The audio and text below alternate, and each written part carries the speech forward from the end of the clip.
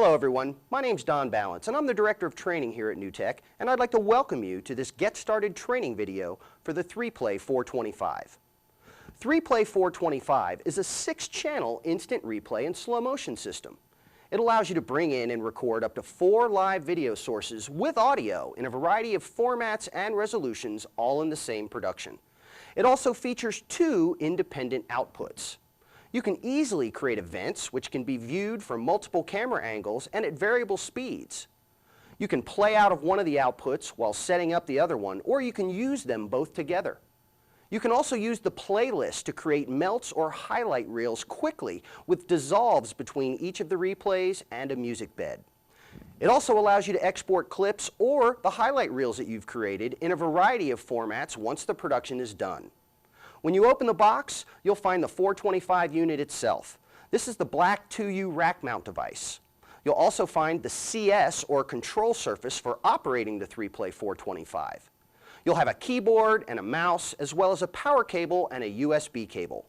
Let's go ahead and take a look at hooking up the hardware.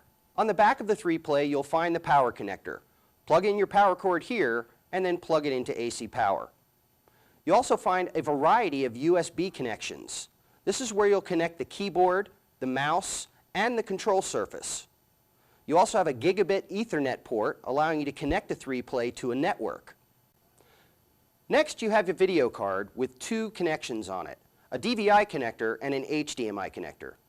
The DVI connector is the main interface out for the 3Play 425. Connect your main interface monitor to this DVI port. The HDMI connector is used for the multi-view out of the 3Play 425. So connect a second monitor via HDMI to this port for the multi-viewer. Next, you have your video ins. There are 4 rows of video inputs. Each one is comprised of an SDI input and an analog input.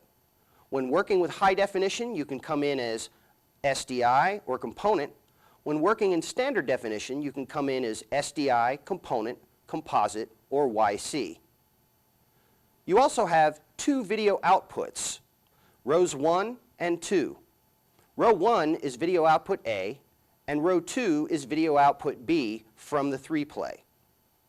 The outputs are also comprised of SDI and analog out. There's another video output in the HDMI port, and this is a switched output.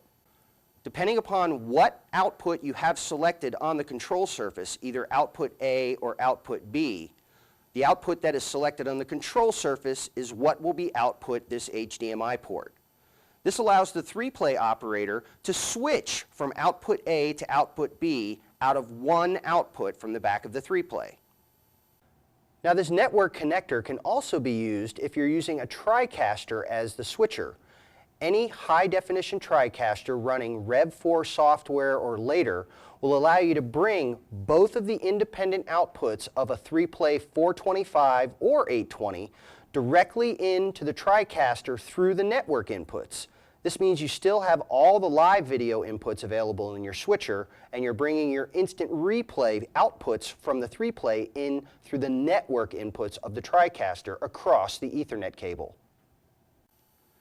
Next, we have our audio input, and there are 4 stereo pairs of audio input, both XLR and 1/4-inch jacks. You can also bring audio in as an embedded audio signal on the SDI video signal. There are also audio outputs. You have 1 A and B and 2 A and B, as well as a headphone jack.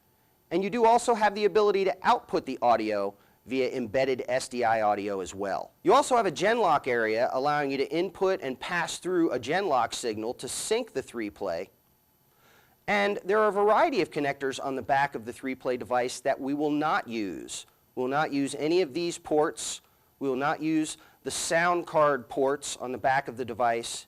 And you will also not use the Tally connector on the back of the 3Play. To access the front of the device, you want to open the right side door. And once you've opened that door, you'll see a power switch to turn the device on and off, as well as a reset button. And this is where you also have access to the removable drive bay available in the 3Play 425.